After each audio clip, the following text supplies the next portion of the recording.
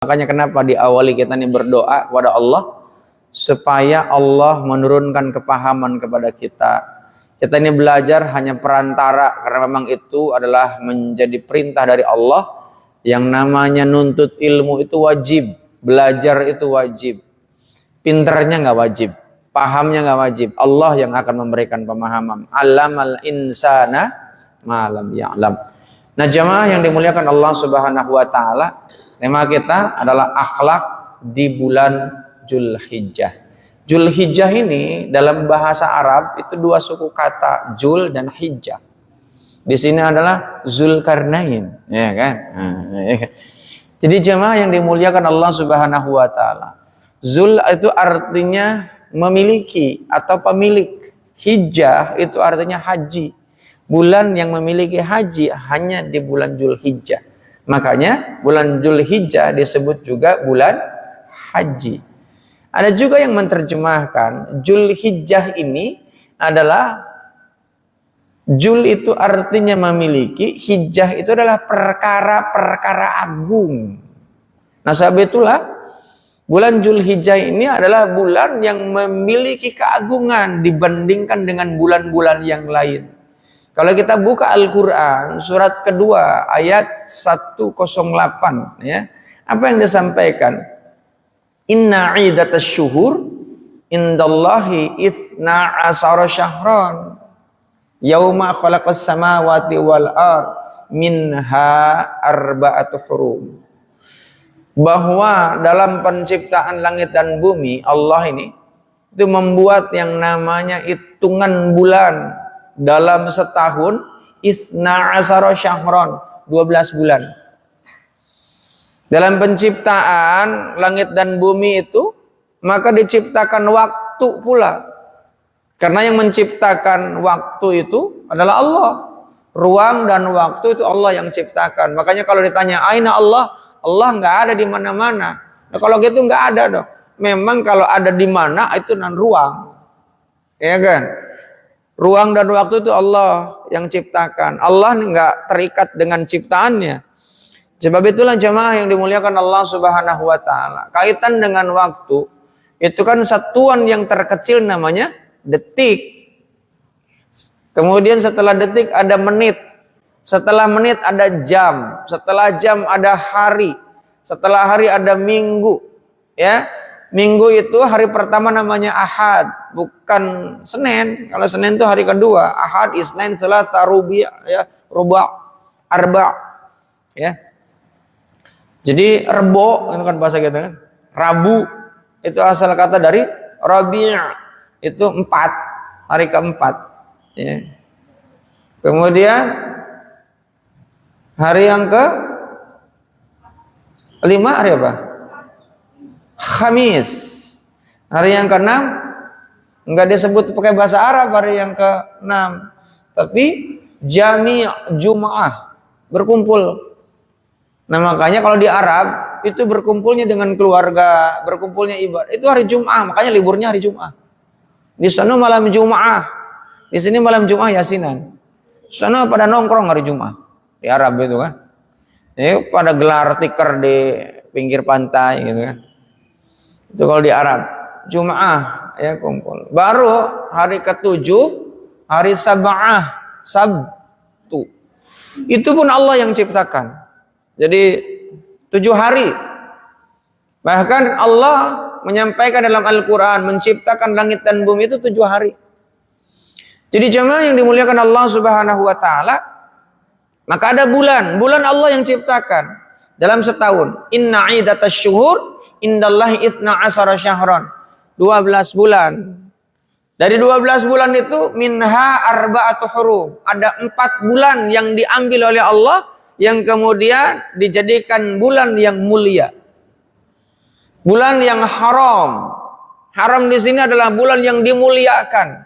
Siapa yang melakukan tindakan-tindakan pelanggaran, maka dihinakan oleh Allah di 4 bulan ini. Tapi siapa yang melakukan kebaikan, dilipat gandakan. Ya. Nah, 4 bulan itu apa saja? Yang pertama adalah bulan Muharram, bulan pertama. Bulan Muharram itu bulan pertama. Yang kedua bulan ke-7, bulan Rajab. Rasulullah ketika masuk bulan Rajab berdoa, Allahumma barik lana fi Rajaba wa sa'bana wa ballighna Ramadan. Itu Rajab itu sudah siap-siap mau masuk ke bulan Ramadan. Nanti ada Sa'ban. Sa'ban itu bulan di mana memang untuk melakukan persiapan matang. Maka tidak ada siam yang dilakukan selama 1 bulan full, yaitu kecuali di bulan Sa'ban, bulan puasa sunnah ya oleh Rasulullah. Nah kemudian Ramadan nggak masuk dalam arba'atul hurum. Ya, dia masuknya bulan suci. Jadi jemaah yang dimuliakan Allah Subhanahu wa taala, 4 bulan ini memang oleh orang-orang sebelum Rasulullah lahir ke dunia, itu sudah dimuliakan. Kenapa? Karena memang di bulan-bulan itu, kenapa diharamkan? Haramnya untuk melakukan pertumpahan darah, perang. Ya. Jadi kalau di Ramadan masih ada perang tuh. Ramadan masih boleh perang, apalagi perang yang paling besar namanya perang melawan hawa nafsu. Nah, maka perang Badar itu adanya di bulan Ramadan. Jadi jemaah yang dimuliakan Allah Subhanahu wa taala. Nah, di bulan Rajab ada peristiwa juga, peristiwa agung, yaitu dihijrahkannya dan juga dimi'rajkannya Rasulullah sallallahu alaihi wasallam ya. Diisrakan dan mi'rajkannya Rasulullah Muhammad sallallahu alaihi wasallam. Kemudian bulan ke-11 ya. Jadi bulan pertama Muharram, bulan ke-7 Rajab, bulan ke-11 bulan Dzulqaidah. Bulan Dzulqaidah ini disebut dengan Dzulqaidah, itu bulannya istirahat, bulannya santai-santai, bulannya berleha-leha. Ya kan?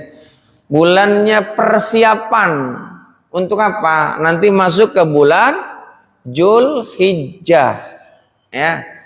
Nah, itu bulan 11, bulan Dzulqaidah, bulan ke-12, bulan Dzulhijjah. Jadi ada bulan pertama, bulan ke-7, ini agak jaraknya agak jauh. Kalau yang dekatan itu 3 ini, 11, 12, 1. Itu berurutan, itu dekatan. Kalau yang agak terpisah jauh ya bulan ke-7, terhalang. Nah, jemaah yang dimuliakan Allah Subhanahu wa taala, sekarang ini bulan Dzulhijjah. Di bulan Dzulhijjah ini, karena bulan yang memiliki keagungan, ada 2 perintah yang Allah perintahkan kepada umatnya Rasulullah Muhammad SAW. Tapi ini perintah ini pun masih ada syarat nantinya. Ya. Syaratnya kepada yang mampu, dua-duanya wajib. Ya, ada 2 perintah yang diwajibkan kepada umatnya Rasulullah Muhammad SAW. Dan ini perintah syaratnya mampu, memiliki kemampuan. Apa ibadah itu? Yang pertama adalah ibadah haji. Tertuang di dalam Al-Quran surat ketiga. Ada yang tahu surat ketiga surat apa? Ada urutannya surat itu. Surat pertama surat apa? Surat pertama Al-Fatihah. Surat kedua Al-Baqarah. Meskipun ada beberapa perbedaan pendapat, Al-Fatihah tidak masuk dalam surat yang pertama. Maka ada yang menyebutkan surat Al-Baqarah itu surat yang pertama. Ya, tapi jumhur itu pendapat kebanyakan ulama itu Al-Fatihah masuk dalam surat yang pertama, ya. Surat yang kedua adalah Al-Baqarah, surat ketiga adalah surat Ali Imran. Di dalam Al-Qur'an surat Ali Imran itu ada ayat ke-97. Walillahi 'alan nas hijjul bait man istata'a ilaihi sabila. Jadi jemaah yang dimuliakan Allah Subhanahu wa taala, ini perintah tentang haji. Ya. Perintah haji ini tadi kan 2 perintah kan di bulan Dzulhijjah. Ini akhlak dalam bulan Dzulhijjah. Akhlak itu yang sudah kita coba ulang-ulang adalah segala sesuatu yang dilakukan oleh kita sebagai makhluk yang sesuai dengan maunya Khalik, itu namanya akhlak. Bentuknya perilakunya harus berkesesuaian dengan apa yang dimaui oleh Allah, itu namanya akhlak. Akhlak yang diinginkan oleh Allah akhlak apa? Akhlak baik, namanya ihsan. Makanya iman, Islam, ihsan. Kalau nggak ada ihsannya maka bukan Islam. Karena Islam itu ada 3 inti ajarannya. Iman, Islam, ihsan. Akidah, ibadah, akhlak. Jadi jemaah yang dimuliakan Allah Subhanahu wa taala. Walillahi 'alan nasi hijjul bait man istata'a ilaihi sabila. Itu bagi orang yang mampu melaksanakan ibadah haji dan lillah, karena Allah yang memerintahkan. Dan lihat, ketika orang yang mampu tapi dia tidak melaksanakan ibadah haji, wa man kafara fa innallaha ghaniyun 'anil alamin. Kata Allah nggak perlu dengan ente karena Allah itu maha kaya. Al-Ghani, Al-Mughni, ya, Ar-Razzaq. Allah itu maha kaya. Nanti oleh Allah akan dipersulit.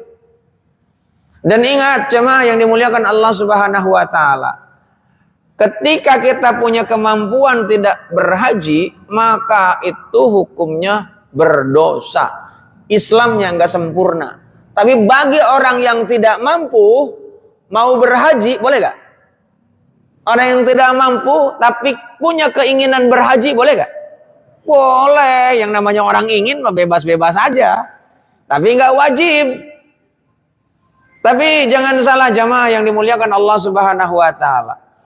Kalau Allah tidak takdirkan, Allah tidak berkehendak kita ya yang berhaji meskipun punya uang, kalau uangnya adalah uang yang tidak halal, duitnya banyak. Itu kan kasat mata. Rumah besar, pakaian bagus, jam tangan bermerek, ya kan? Pakai baju koko aja beda sama yang lain, kan? Bermerek namanya kan. Peci aja bermerek, sarung bermerek, sendal bermerek, kan? Jadi jemaah yang dimuliakan Allah Subhanahu wa taala, belum tentu dia bisa berangkat haji meskipun dia duitnya banyak. Nah, sebab itulah Allah yang panggil. Haji itu Allah yang panggil. Wa'adzin fin nasi bil hajj ya'tuka rijalan wa ala kulli dhamirin ya'tina min kulli fajjin amiq. Allah yang menyeru kepada manusia untuk mengerjakan ibadah haji. Dan kalau Allah udah seru, nama kita panggilan Allah. Tahun ini ada orang yang bayar haji 1 miliar. Berangkat gak? Kagak, Pak. Kenapa? Visanya kagak keluar. Namanya furoda. Nggak keluar. Dia orang lain ngantri, dia kagak. Duitnya banyak, ya kan? Kalau orang duit banyak kan begitu, nggak mau susah-susah, ya kan? Nggak mau ngantri, ya kan? Furoda nggak dapat, dia sogok tuh orang yang ngatur haji, siapa tuh? Kementerian, sogok dia. Orang yang disogok, Pak, kagak dosa nyogok itu, Pak, cuman langsung masuk neraka, ya kan? Ar-Rasi wal murtasi finar, ya kan? Ini mau berangkat haji pakai nyogok, gimana ceritanya? Kasihan orang yang ngantri. Orang berangkat haji ini daftar hari ini, ya, itu waiting listnya Jakarta 30 tahun. 30 tahun. Jadi kalau punya anak ceprot baru lahir daftarin aja haji. 30 tahun kemudian baru berangkat. Ya kan? Kalau sekarang sudah umur 30 tahun baru daftar, tambah lagi 30 tahun, jadi 60 tahun. Kalau sudah 60 tahun baru daftar, tambah lagi 30 tahun. Ya kan? Nggak apa-apa, itu Allah yang memberangkatkan. Yang penting jangan sampai kita nggak ada keinginan untuk berangkat haji. Ya. Pokoknya jamaah yang dimuliakan Allah Subhanahu wa taala, haji ini rukun Islam yang ke-5. Tapi ini Allah ini Maha Rahman Maha Rahim. Bagi orang yang tidak memiliki kemampuan gak wajib, tapi nanti dikasih pahala haji. Salah satunya orang yang melakukan sholat subuh berjamaah, kemudian setelah sholat subuh berjamaah dia berzikir sampai datang waktunya syuruk. Ya, kan ada 2 sholat syuruk tuh. Kemudian dilanjutin agak matahari agak muncul dikit lah. Maka kata baginda Nabi, dia akan mendapatkan pahala haji sempurna, haji sempurna, haji sempurna. Nggak pakai daftar, nggak pakai ngantri, nggak pakai bayar. Itu dapat pahala haji. Itulah orang yang rajin ke masjid, zikir, habis sholat subuh, sampai datang suruk, sampai matahari mulai muncul. Tiap hari haji itu Pak. Nggak pakai paspor, nggak pakai daftar. Itu bagi orang yang tidak mampu secara finansial, secara fisik, waktu, gitu. Tapi orang kaya boleh, Mbak. Ya kan? Nah, sebab itulah jamaah yang dimuliakan Allah Subhanahu wa taala, karena rukun Islam kan ada 5 kan? Nah, ibadah haji. Ada juga ulama yang menyebutkan pahala haji itu melakukan ibadah sholat Jum'ah bagi laki-laki 40 waktu yang dilakukan secara berurutan terus-menerus tanpa terputus. Arba'in namanya kan? Itu melakukan sholat Jum'ah pada tempat yang sama. Itu agak berat itu. Sholat Jum'ah 40 kali berturut-turut tidak terputus di tempat yang sama. Ya. Nah, sebab itulah jamaah yang dimuliakan Allah Subhanahu wa taala. Yang memberangkatkan haji itu bukan uang kita, apalagi kalau uangnya uang yang tidak halal. Nah, ini mah urusan ibadah. Urusan ibadah itu ya berserah diri kepada Allah. Makanya walillahi 'alan nas hijjul bait man istata'a ilaihi sabila. Di ayat yang lain dikatakan atimul hajja wal umrata lillah, harus lillah. Begitu kita lillah, inna salati wa nusuki wa mahyaya wa mamati lillahi rabbil alamin. Semuanya hidup mati Allah yang punya ketentuan. Ya, Allah yang punya ketentuan. Dan lihat, saya punya mertua. Ya, punya mertua itu dalam upaya untuk mendapatkan rezeki dari Allah berupa materi, ikhtiarnya adalah jualan pohon hias pakai sepeda. Nah, ceritanya gitu. Saya sih nggak ngalamin karena kan ketemunya udah berkeluarga, ya kan. Dan ketemu istri saya udah dewasa, gitu kan. Kalau masih kecil kan belum dinikah, nggak boleh dinikahin. Nah, mertua saya ini berangkat haji itu jualan pakai sepeda, berapa sih keuntungannya?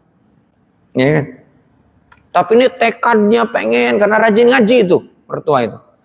Pendidikan SD aja nggak tamat, tapi rajin ngaji, wawasannya luas, kemana aja dia ngaji itu mertua itu. Nah, dia pengen haji, nyelengin pakai kaleng. Mungkin kaleng biskuit gitu kan. Alhamdulillah berangkat itu. Ya, waktu itu bahkan sampai 2 kali berangkat hajinya. Kalah sama orang yang duitnya banyak. Ya, umrah aja udah bisa beberapa kali. Jadi kalau kita nih punya tekad yang kuat, itu orang akan lakukan ibarat kita mencintai sesuatu, Pak. Orang kalau yang namanya mencintai sesuatu, cinta mancing, Pak, joran yang 5 juta aja dibayarin, padahal makan aja kembang kempes. Joran 5 juta, dia jawaban itu beli. Ya kan? Orang yang hobi otomotif, knalpot 25 juta aja dibeli, Pak. Padahal dia kalau ngerokok aja minta sama kawannya. Ya kan? Itu namanya orang cinta. Sama ketika dia ingin betul berangkat ke tanah suci, maka itu ada yang namanya magnet yang akan menarik dirinya. Magnet rezeki namanya. Jadi pokoknya ada orang yang berangkat haji datang, hadir, dia kan diajak. Orang yang pulang dari haji dia datang, minta doa. Pokoknya rajin. Nah, itu caranya begitu. Itu yang diajarkan mertua saya. Dan alhamdulillah, Pak, itu bisa berangkat beberapa kali. Teman-temannya begitu juga. Tapi saya nih 2011 mau berangkat haji, itu ada kepala staf angkatan udara. Udah manasik bareng. Sama saya, Pak, manasik bareng. Tinggal berangkat, nggak jadi berangkat itu. Duitnya kalau kepala staf angkatan, dikit apa banyak? Oh, saya kagak tahu banyak apa dikit, saya makanya nanya. Ya. Jadi jemaah yang dimuliakan Allah Subhanahu wa taala nggak jadi berangkat. Kenapa? Karena tentara itu kalau disuruh sama komandannya udah sami'na wa ata'na. Nggak ada istilah yang namanya nolak kalau tentara kan. Nggak jadi berangkat. Berangkatnya 2 tahun berikutnya. Jadi jemaah yang dimuliakan Allah Subhanahu wa taala, nggak usah khawatir, Pak. Sudah, saya pun demikian punya pengalaman. Pengen berangkat haji, diminta sama ibu saya awalnya. Padahal saya masih ngontrak. Waktu itu saya ngontrak di rumahnya Pak Marhasan. Pak Marhasan itu tukang buah yang ada di apa namanya? Swadaya. Ya, Swadaya. Oh, ya. Itu ngontrak di situ. Ibu saya datang, saya nggak pernah cerita karena ngontrak satu rumah kan. Kapan mau dia ajak berangkat haji? Saya nggak bilang, meskipun saya ini kerja di PLN, gaji cuma 150.000, sarjana gitu kan. Gaji 150.000, nggak pernah ngeluh saya. Nggak pernah cerita tentang kesusahan sama keluarga, sama mertua, sama pindah ke sini itu kan karena mertua terlalu menyayangi anaknya. Saya agak kurang suka kalau saya udah keluarga, saya adalah sebagai kepala keluarga, maka pindah ke sini. Nah, ibu saya datang, taunya itu adalah rumah saya. Nggak pernah cerita itu saya ngontrak. Datang ke rumah, kapan mau diajak berangkat haji? Saya bilang, ayo kapan saja, boleh. Mau besok juga boleh. Dia bilang, kata ibu saya, haji itu kan ada waktunya. Oh, dia ternyata tahu juga, gitu kan. Ya sudah, kalau gitu, kapan? Saya bilang, tahun depan. Ya enggak, ada persiapan lah. Oke kalau gitu. Oh, saya udah Pak, nabung Pak. Di Bank Mandiri Syariah 500.000, niatkan, ya Allah, uang ini saya tabung untuk berangkat haji ibu dan keluarga saya. Alhamdulillah Pak, itu jarak cuma 2 tahun, saya geber sholat malam, saya geber dengan sholat duha, minta sama Allah. Allah takdirkan Pak, saya ini kan karena sering ngisi ceramah Pak, suatu ketika ini wasilahnya, saya ini saat itu demam Ramadan, ya kan, Ramadan.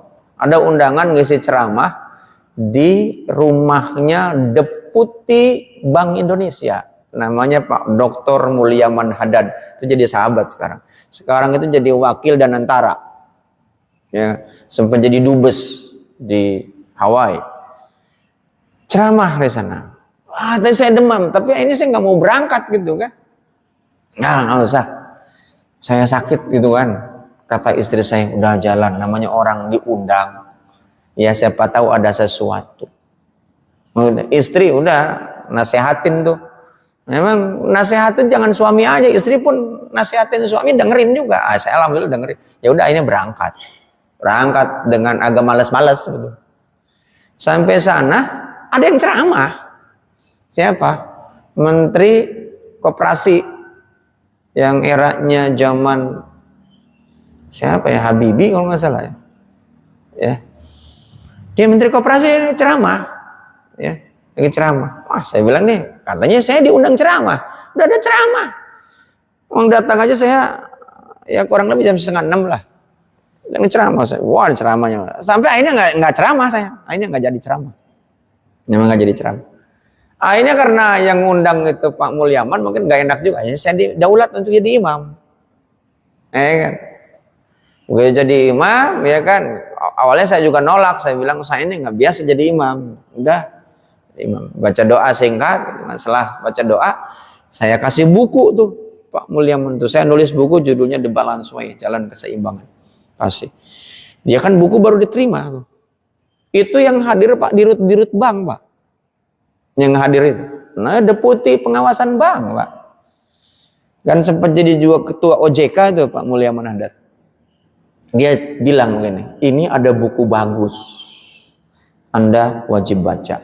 Itu kalau pejabat yang ngomong kayak begitu, Pak, itu buku dikejar nggak kira-kira? Dikejar, Pak, buku. Padahal saya bawa buku cuma satu, Pak. Wah, selesai tadi saya ini sholat segala macam itu baca buka puasa dikerumunin Pak sama dirut Pak. Saya bilang nggak ada bukunya, cuma bawa satu, udah catat aja, catat udah, catat. Ayo udah kirimin lah buku. Ada salah satu dirut Pak, yaitu Bank DKI, Bank Jatim, dia telepon saya, Pak bisa nggak Bapak bikinin program untuk nanganin SDM kami? Oh, saya bilang ya bisa, emang itu bidang saya, ya kan.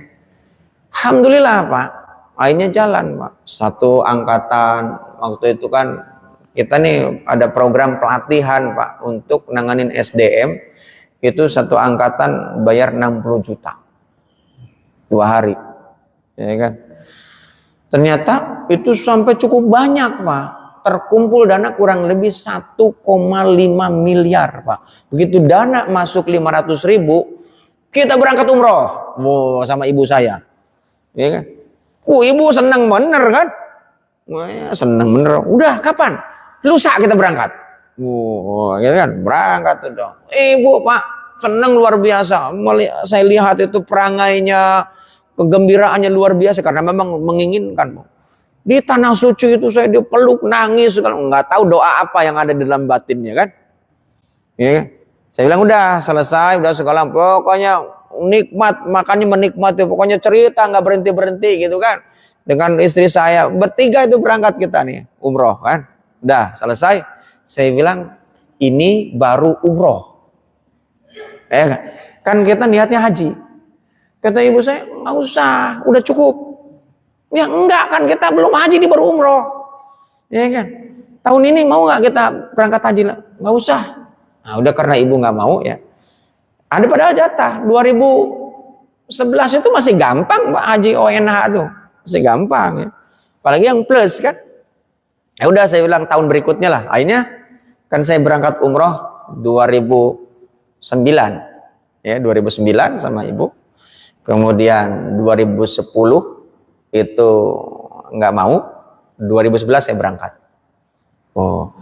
Pulang dari umroh, pulang dari haji, saya kebangun rumah. Program nggak berhenti, jarang ada di rumah. Masya Allah. Itulah doa orang tua dan juga janjinya Allah, haji dan umroh itu akan membuat diri kita menjadi kaya. Maka ada orang yang memang bolak-balik haji umroh, bolak-balik haji umroh, umroh haji. Ada orang yang memang niat di dalam otaknya supaya kaya, Pak. Apalagi kalau travel, tambah kaya Pak kalau jamaahnya banyak. Oh ya kan? Jemaah yang dimuliakan Allah Subhanahu wa taala. Terkait dengan ayat ini memang betul Pak, saya ngalamin betul Pak. Jadi apa yang coba kita gandrungi, apa yang coba kita inginkan dan keinginannya sangat kuat, itu akan menarik Pak. Magnet itu menghampiri diri kita. Bayangkan kita nih ngelihat yang namanya gambar Ka'bah, pengen, itu kekuatannya luar biasa Pak. Itu Allah, kalau sudah kayak begitu Pak, Allah akan undang kita. Allah akan undang kita. Dari mana? Dari arah yang gak pernah terpikirkan oleh kita Pak. Benar.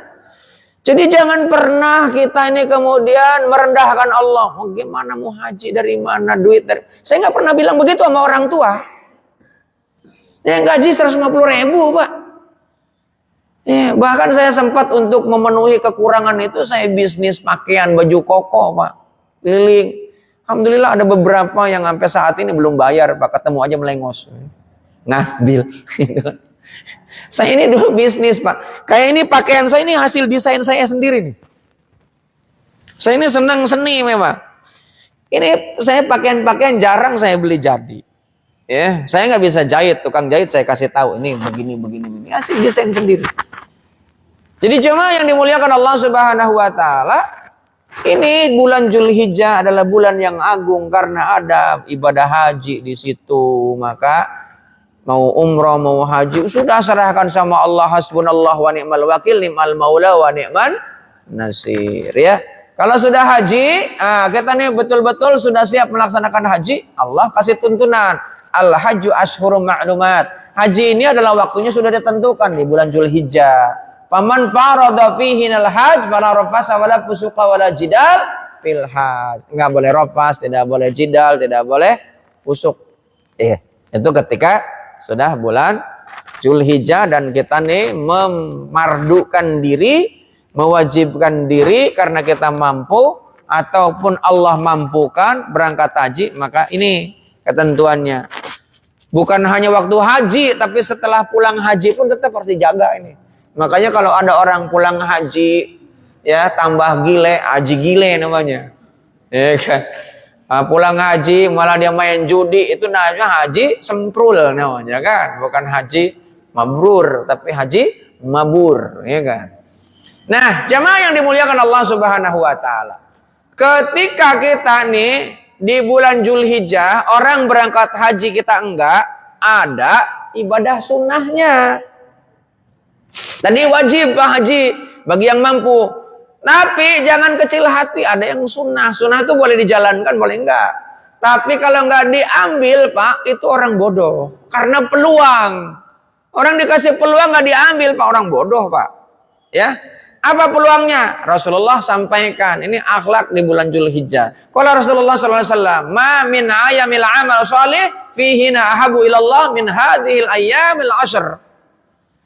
Ya, tidak ada hari lain yang disukai oleh Allah, yang lebih disukai, ini ada isim tabdilnya, ya. Ahabu ilallah, lebih disukai oleh Allah Subhanahu wa taala untuk beribadah, yaitu di 10 hari ini, yaitu Zulhijjah. Di hadis yang lain, dalam redaksi yang lain, ma min ayyamin ahabba ilallah ayyuta'abbada lahu fiha min ashri Dzil hijjati ya'dilu siyamu kulli yaumin minha bisyami sanatin wa qiyamu kulli lailatin minha biqiyami lailatul qadr. Lihat nih. Ini hadis. Tidak ada hari yang lebih Allah lebih cintai untuk beribadah selain di 10 pertama. Kalau Ramadan 10 terakhir, kalau ini 10 pertama. Ini saat ini kita tanggal 5, berarti 10 pertama. Taklim kita hari ini beda dengan taklim yang lain, di hari yang lain. Makanya, kalau enggak diambil bagian, belum kelar udah pulang, enggak dapat itu. Makanya jangan pulang dulu. Ya kan? Jadi jamaah yang dimuliakan Allah Subhanahu wa taala, niatkan itu 10 kali lipat. Dan lihat, 1 hari berpuasa di dalamnya setara dengan 1 tahun berpuasa. Masya Allah. Ini kalau orang pinter, diambil gak tuh bagian ini? Peluang ini, diambil gak tuh kira-kira? Udah ambil Pak. Ya enggak? Ya ambil. Besok nih masih ada hari Senin. Itu puasa sunnah. 1 Seninnya sama dengan 1 tahun Senin. Ya, Masya Allah itu. Kemudian 1 malam mendirikan sholat setara dengan sholat malam Lailatul Qadar. Lailatul Qadar itu dalam Al-Quran lebih baik berapa bulan? 1000 bulan, 83 tahun. Ini 1 malam sholat Lailatul Qadar. Apalagi kalau tiap malam. Kalau hitung-hitungan matematik begitu. Ya meskipun misalnya kita nih perhitungan gitu kan, ya nggak apa-apa. Ya memang manusia kan senangnya ngitung-ngitung. Ya kalau nggak ngitung-ngitung ya udah pokoknya saya serahkan sama Allah aja, nggak apa-apa, itu lebih baik. Jadi nggak stres juga, kebanyakan ngitung kan stres juga kan. Ya. Jadi jemaah yang dimuliakan Allah Subhanahu wa taala, peluang Pak, pekerjaan yang nggak terlalu lama, tapi imbalannya luar biasa.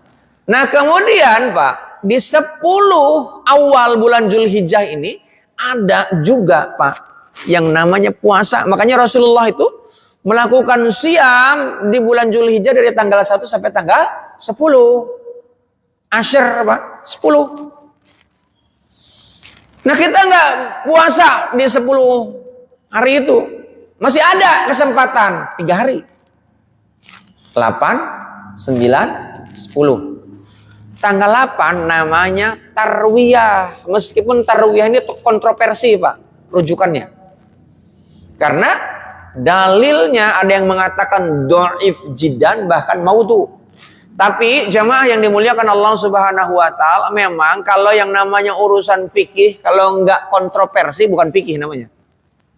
Fikih itu selalu perbedaan pendapat, makanya lahir mazhab.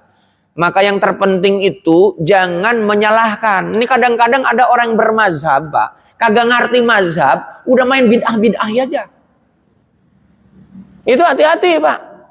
Makanya kalau ngaji jangan 1 guru eksklusif.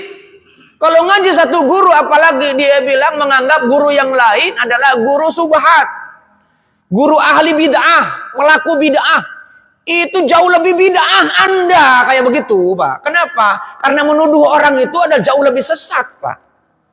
Nggak boleh. Ya kan? Itu harus belajar ilmu hadis. Hadis itu ada yang memang hadis sahih, tapi hadis sahih nanti ada yang ditimpa sama hadis yang lain. Ini hadisnya masih sahih, tapi ditimpa oleh hadis yang lain. Ya, dinasah namanya. Sama halnya kalau misalnya kita buat perjanjian dengan orang, Pak. Perjanjiannya diperbaharui. Perjanjian yang ini masih ada. Berlaku nggak ini perjanjian? Kalau perjanjian yang baru datang. Sama kayak begitu. Kalau di Al-Quran itu namanya nasah mansuh. Ya, dimansuh. Ya. Ditimpa sama hadis yang lainnya. Sama-sama itu sahih. Cuman kadang-kadang karena lihat, oh saya mah nggak perlu pakai ulama. Nah terus kalau nggak pakai ulama, lu pakai siapa? Tahu Al-Quran sama hadis dari mana? Emang langsung ketemu dengan Nabi? Ya dari ulama lah. Cuman kalau dia mah ulamanya hanya ulama satu doang, Pak. Satu kelompok. Ya kan? Ulama sunnah katanya. Emang yang lain kagak sunnah? Jangan kayak begitu, Pak. Nah ketika menuduh orang lain ahli bid'ah, dia jauh lebih bid'ah, Pak. Ya, hati-hati itu. Mudah-mudahan ini di sini ada yang dengar. Jadi jangan main membid'ah-bid'ahkan dengan mudah. Ya, sebelum kita ngaji jauh lebih banyak. Kitabnya berapa ribu yang dibaca. Ulama mazhab itu, Pak, itu nggak kehitung, Pak, hafal hadisnya. Nah, sebab itulah, tarwiyah ini para ahli fikih, Pak, itu beda pendapat. Golongan Malikiyah menjelaskan bahwa puasa tarwiyah itu bisa melebur dosa 1 tahun yang lewat, ya. Sedangkan golongan Syafi'iyah dan Malikiyah ada sedikit perbedaan. Kaitan dengan namanya puasa tarwiyah itu bisa dilakukan oleh orang yang sedang berhaji. Tapi ada yang memang ulama dia bilang itu makruh. Nah kita yang di sini udah puasa tanggal 8 itu. Puasa apa?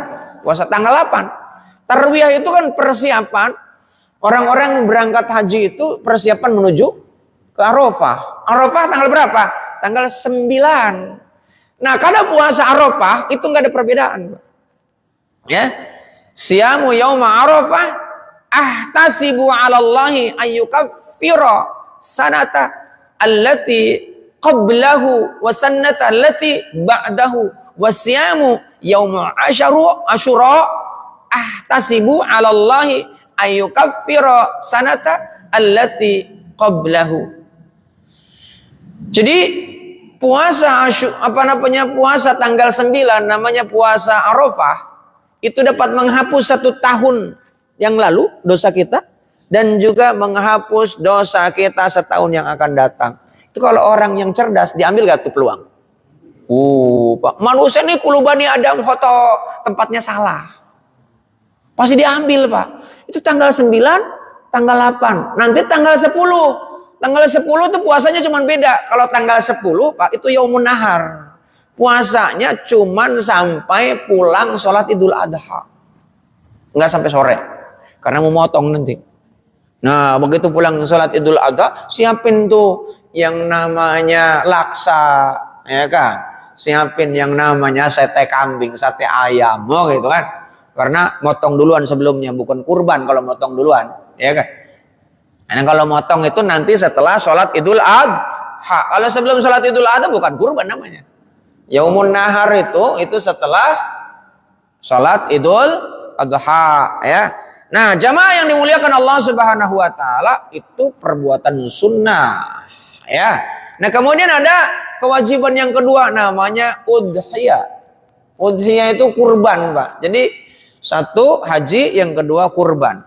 Nah, kurban ini tertuang rujukan hukumnya di dalam Al-Qur'an surat Al-Kautsar surat 108. Inna a'tayna kal kautsar fasholli li rabbika wanhar.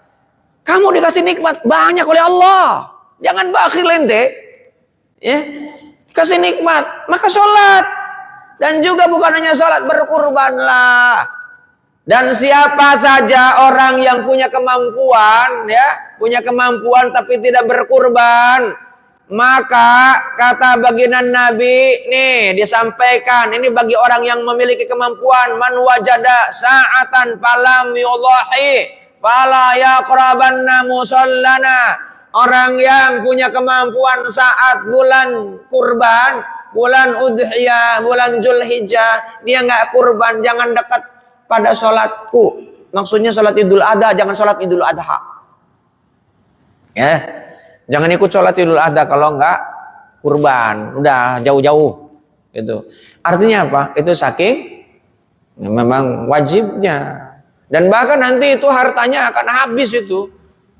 Ya, tahu pokoknya habis oleh Allah, dihabiskan. Ya, dikit. Dan lihat keuntungan kurban ini, Pak. Itu setiap helai rambutnya, itu ada yang sanggup ngitung rambut kambing nggak? Jumlahnya berapa satu tubuh kambing? Ada nggak? Sanggup? Ada yang pernah ngitungin helaian rambut kambing? Ada. Ya, setiap helai rambut ibadah yang dikurbankan itu binatang, Pak. Itu jadi kebaikan di hadapan Allah. Masya Allah, itu berapa banyak, Pak? Coba. Bahkan darahnya itu jadi kebaikan di hadapan Allah sebelum netes ke bumi. Bahkan kelak itu menjadi syafaat kita, menjadi penolong kita. Orang-orang sederhana itu kelak menjadi kendaraan ketika nyebrang jembatan Sirat. Itu bahasa sederhana. Tapi jemaah yang dimuliakan Allah Subhanahu wa taala, ketika kita punya kemampuan, kita berkurban, jangan nyepelein orang yang gak kurban. Jangan nyepelein orang yang kurbannya kecil. Itu bawa limonsin. Gede banget. Bawa kambing Garut yang paling gede. Lihat yang lain. Lu kurban. Kurus begitu. Udah kurus, lu minta lagi 2 pahanya diminta. Tolong 2 pahanya. Habis Pak kalau gitu. Ya. Tapi jangan salah. Allah jawab tuh Pak. Yang diterima itu. La yanalallahu luhumuha wala dima'uha walakin yanaluhul taqwa minkum. Yang sampai kepada Allah itu ketakwaannya. Orang takwa itu perendah hati. Nggak pamer-pamer, Pak. Jadi jamaah yang dimuliakan Allah Subhanahu wa taala, begitu kurban dikit lagi lah, jam 6 lebih dikit lah, ya. Saya dijemput jam 6.30. Masih ada waktu lah dikit. Nah, jamaah yang dimuliakan Allah Subhanahu wa taala, begitu kita kurban, Pak, pilih tuh binatang yang terbaik karena itu yang disukai. Ya, kalau sapi pilih yang putih. Itu yang disukai oleh Nabi, disukai oleh Allah. Makanya kan sapi putih jauh lebih mahal, Pak. Yang ada hitam di perutnya. No, itu lebih mahal lagi. Kalau sapi hitam, Pak, itu kadang-kadang biasanya lebih murah meskipun gede. Tapi kadang-kadang orang biarin aja lah yang penting. Yang kedua, masih ada urutan berikutnya. Yang paling besar dan paling mahal, Pak, itu yang disukai. Kenapa? Karena ada nuansa sedekah. Sedekah itu, Pak, tazribu rizqa, ditambah oleh Allah rezekinya. Ya kan? Kemudian apalagi sudah berumur, nggak boleh cacat sedikit pun, nggak boleh. Ya, jadi harus berumur. Itu ketika memilih kambing. Dan lebih disukai lagi, Pak, itu karena Rasulullah itu kan kurbannya domba, Pak, bukan sapi. Maka ada orang yang berpendapat kurbannya domba aja saya, nggak mau sapi. Ya kan? Karena Nabiullah Ibrahim pun domba, bukan sapi. Tapi apakah sapi nggak diterima? Terima, nggak apa-apa, Pak. Ya kan? Cuma yang lebih disukai memang itu adalah domba. Domba yang terbaik, namanya gibas. Kalau di sini kan kambing. Kalau di kampung tuh kambing gembel, Pak. Ya kan? Bandot. Ya. Nah, jamaah yang dimuliakan Allah Subhanahu wa taala, begitu sudah pilih, diserahkan ke panitia, Pak. Hati-hati nih panitia, jangan mentang-mentang. Kadang-kadang panitia, Pak, padahal itu bukan milik dia. Panitia kan diamanahin. Itu main ambil-ambil aja tuh panitia. Potong ini untuk sarapan. Bisa jadi haram tuh, Bos. Iya, nggak boleh. Udah begitu panitia, Pak. Wah, ini bagian ini, Pak. Ini diutamakan dulu yang berhak. Kecuali kalau mau bikin sarapan, nah itu kan pagi bisa dipotong dulu kambing tuh untuk bikin sarapan. Itu kalau udah izin sama yang kurban, nggak ada masalah. Kan? Jangan main potong aja tanpa izin. Minta izin sama yang punya panitia itu dititipin, nggak ada hak. Ya, panitia tuh jangan mentang-mentang jadi panitia, Pak. Wah ini jatah, kadang-kadang panitia main ngambil jatah aja. Saya kan panitia, ngambil jatah duluan Pak, yang lain enggak. Maka pernah kejadian Pak, kupon dibagikan, kupon datang, begitu yang berhak menerimanya enggak ada. Karena di bawah panitia Pak dagingnya. Ya kan, kuponnya enggak kebagian Pak, itu orang yang berhak. Orang miskin dulu dibagikan Pak, jangan. Ya. Dan juga panitia jangan main mutus-mutusin aja Pak. Maka minta dulu izin sama yang kurban, karena pemiliknya adalah yang berkurban ya. Nah, begitu sudah tahu segala macam, ini kan sering kali Pak, akhlak dalam berkurban pun perlu juga Pak. Maka lihat nih, karena jarang mengindahkan akhlak terhadap binatang Pak, begitu kurban Pak, ini kejadian ini sering terjadi Pak. Apa itu? Sapi bernama Banteng ngamuk, warga kocar kacir, ada yang masuk masjid Pak. Bahkan ada yang masuk ke warkop Pak. Ini aku pada begitu dicariin, sapinya lagi nongkrong, dia kopi Pak. Ya kacau Pak. Masuk warung Pak itu sapi Pak. Tiap tahun ada aja korban itu Pak. Bahkan ada yang ustadznya diseruduk Pak, mental Pak, sampai masuk ke mimbar Pak. Ya kan, coba kan. Ya kan, coba. Itu kenapa? Karena gini, itu begitu kurban Pak, nggak pakai akhlak terhadap binatang. Kalau Rasulullah itu ngajarin Pak, ketika motong, itu hewan yang masih hidup jangan sampai ngelihat itu yang dipotong Pak. Dia kan punya insting. Udah gitu dipotong nggak sapi, dia kedengeran, dia takut Pak. Apalagi tuh jagalnya kagak ngerti fikih Pak.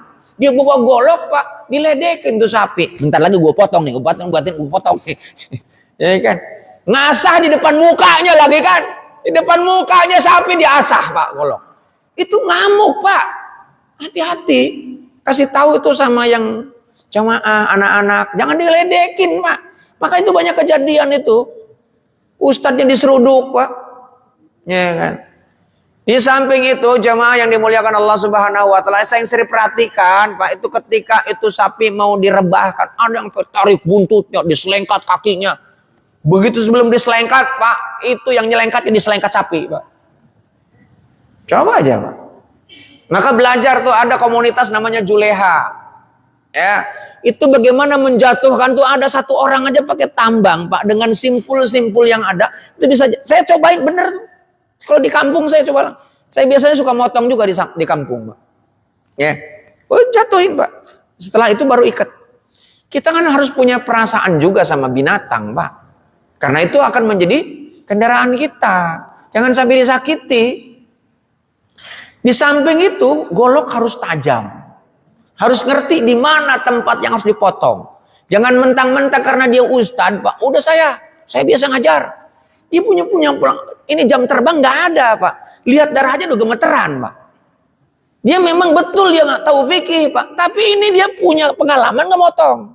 Dia pegang golok aja kagak bisa Pak. Yang akhirnya apa? Ada ustadz tangannya yang kepotong Pak, bukan leher binatang. Ya kan? Ada yang bahkan dia terjerembab Pak karena caranya salah.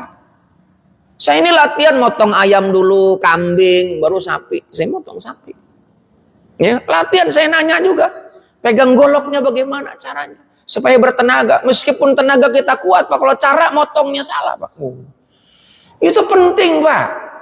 Karena jangan sampai itu jadi haram. Kenapa? Ini ya ada sebuah hadis Pak. Itu ketika kelepas Pak, itu bisa menjadi haram bukan jadi halal tuh. Ketika motong kelepas, meskipun ada beda pendapat.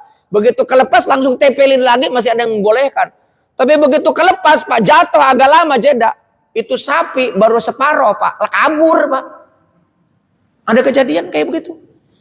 Kenapa? Karena bukan hanya sekedar hukum Pak, tapi jam terbang dia motong. Maka serahkan sudah sama orang yang biasa, tapi juga ngerti tentang hukum. Jangan sampai tuh yang motong dia ngerti motong juga, tapi kagak sholat Pak. Masalah juga itu. Saya pernah kemarin khutbah Jumat Pak.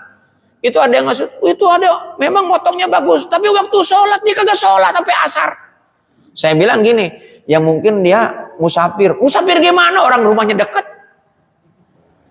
Kalau jaraknya jauh sih nggak apa-apa. Ya kan? Mungkin dia punya pendapat. Saya berusaha untuk ngebelain gitu kan. Mungkin dia ini kan lagi sibuk gitu kan. Sibuk apaan? Orang cuma motong cuma 5 sapi. Kagak sholat ya. Oh, enggak dipakai lagi udah. Jadi jamaah yang dimuliakan Allah Subhanahu wa taala, goloknya tajam, menghadap kiblat, baca doa, ya kan? Doanya seperti apa? Itu nanti tanya sama Ustadz ya. Karena udah jam 6 lebih 10 ya. Mudah-mudahan manfaat dan mohon maaf dan mudah-mudahan ini mumpung masih ada kesempatan, siapkan dana kita untuk beli hewan kurban. Insya Allah Allah ganti.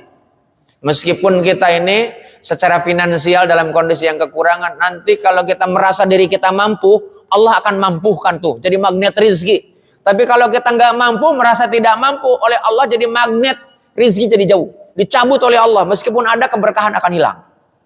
Maka sudah berkurbanlah dan juga berhajilah. Mari kita akhiri dengan doa kafaratul majlis. Subhanakallah wa bihamdika asyhadu an la ilaha illa anta astaghfiruka wa atubu ilaik. Rabbana taqabbal minna innaka antas samiul alim wa tub alaina innaka antat tawwabur rahim. Walhamdulillahirabbil alamin. Wal afu minkum. Assalamualaikum warahmatullahi wabarakatuh.